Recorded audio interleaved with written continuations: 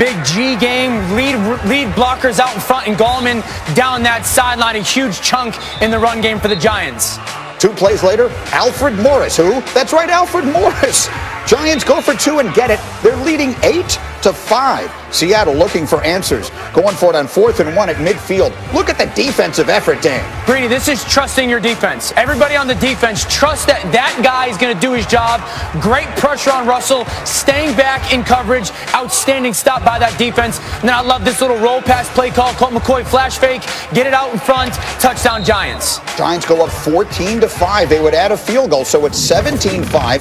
4th quarter, Russell Wilson trying to make something happen, and he'll find Chris Carson, who had, for the most part, Rex, a tough day. Yeah, he did. He had like 2 drops, and now he's going to end up catching the toughest ball thrown to him for a touchdown. But a great pass by Russell Wilson. So it's 17-12. Seahawks now need a touchdown to win on a 3rd down. How about Leonard Williams, Rex? Yeah, I wish the Jets had players like that. He really is playing like the best player in the draft when he came out. And so here's your final chance for the Seahawks, 4th and 18. Stunningly, the Giants don't go 0 blitz. Wilson throws up a prayer. Yeah, they tried to win the game, Greedy. That's just what it looks like to me. And they do. And they remain in first place in the NFC East with a stunning 17-12 win. Extraordinarily impressive. This is a team that was 0-5. They were 1-7. And here they come. Ryan Clark, what is the first thing we say about the Giants and their coach, Joe Judge, today? Man, ain't Joe Judge everything the Detroit Lions thought Matt Patricia was going to be? The thing that the Detroit Lions were waiting and allowing Matt Patricia time to become. Joe Judge has become that in the first season for the New York Giants. The New York Giants are the best team in the NFC East for one reason. They're the only team with an extremely consistent trait. And that consistent trait is the most important trait anyone in the NFC East has. They absolutely compete all out 100% every single snap, every single game. They are physical. They fly to the ball on offense. They understand what they are now, and they do that. I love the way that this team has now found an identity. It's not about necessarily if we will win every game. It's about how we will come out, compete, and play every game, and Joe Judge has that entire team on the same page. That's right. And, Dan, it starts up front on both sides of the ball. Yeah, they bullied the Seattle Seahawks yesterday. But I think the best way to describe Joe Judge is, anyone can see adversity. It takes a strong person to see an opportunity. Greeny, you mentioned this team was 1-7. How did he not lose this locker room? Not only not lose it, but really galvanize it. And they have decided and started to play bully football on both sides of the line of scrimmage. Now, think about it. Football, for all the X's and O's that we love, and I love them more than anybody, is about the line of scrimmage. And you talk about a team that no one's going to want to play here in the last month of this season and probably leading into the playoffs because they're going to win this division. And now you're talking about a football team that as long as the quarterback doesn't give the ball away, you got to get punched in the mouth for 70 snaps. They're going to be physical. They believe in their coach. Their coach has instilled belief in their players, and their locker room thinks we are a good football team. It's not the we're the best team in the bad division thought process. They think we are a good football team, and because of our physicality, we can beat anyone that we're going to play.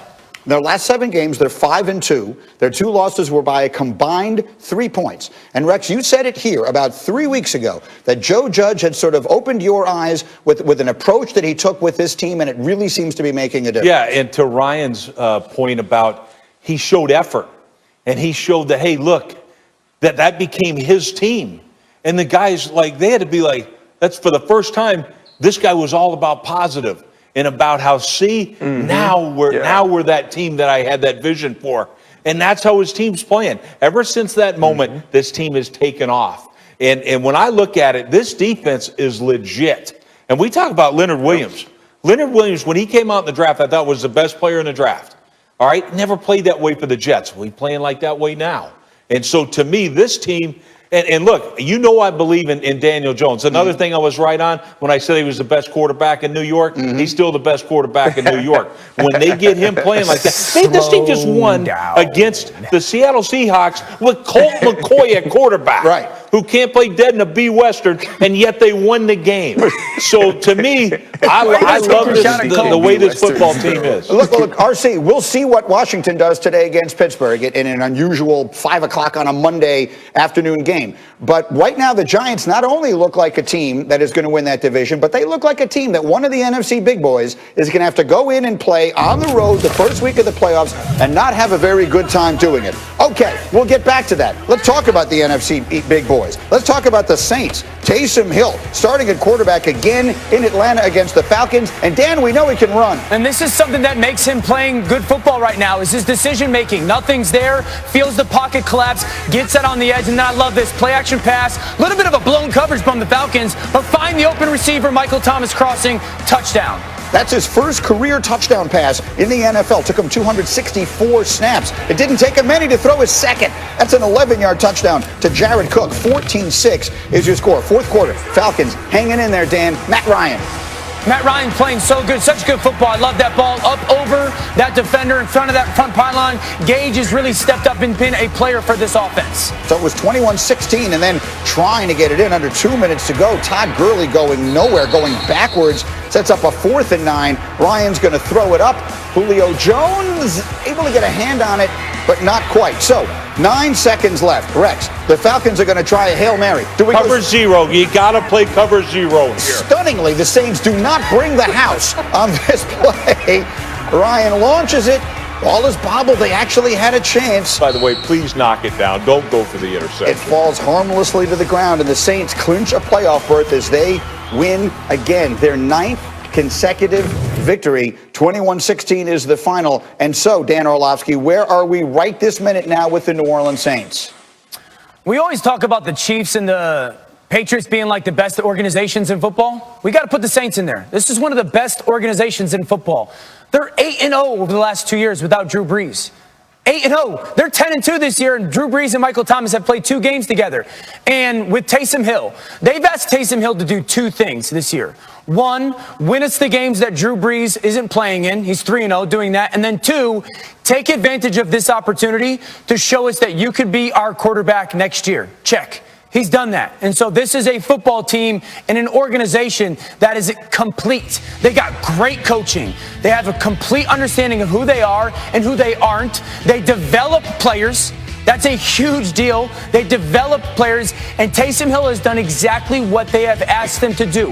Orchestrate our offense. Don't lose the football games. Use the people around you. Understand that you have a great defense, and that's why they sit as the 1 seed in the NFC. And so, RC, I look forward all week long, every week, to your power rankings. The Saints might be a team you're going to have to give some consideration to. Listen, absolutely. You know what the Saints have done, man? The Saints have played so well with Drew Brees out. It's made me ignore talking about lemons because everything is peachy. The way that this defense has come out and played in Drew Brees' absence, also starting before Drew Brees got hurt, because we could go back to the Tampa Bay Buccaneers and the dominance that we got to see from this secondary, from this front line, and from these linebackers. And this team just continues to get better. And you know, I look at the Kansas City Chiefs and I think to myself, when you watch this offense, God, this is the best football that's being played in the league. But now, when I look at the New Orleans Saints as a unit, this defense is the best unit in football. Himbo sent me over a stat. The Saints are allowing 4.2 yards per play. Do you know what that means? They are turning everybody into a team that plays offense worse than the Jets, because the Jets average 4.7. So imagine that. Every team that steps onto the field with the New Orleans Saints is now coached by Adam Gase and Greg Williams.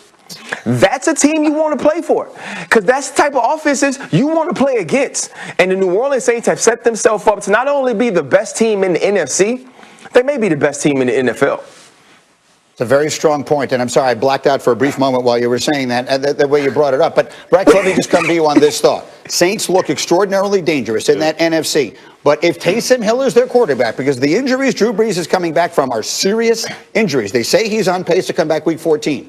But if it has to be Taysom Hill, can that team go to the Super Bowl, that defense, with that quarterback? Man, with that defense, it can travel, certainly. But when I look at it, I think it's crazy. Look, Taysom Hill is playing outstanding. And next week they play the Eagles. Well, we know the Eagles can't stop a quarterback running thing. Right. You know, so whatever you do, and I saw Shefty's report that Drew Brees could play, don't do that. Leave Taysom Hill in there. Make sure Drew Brees is 100%.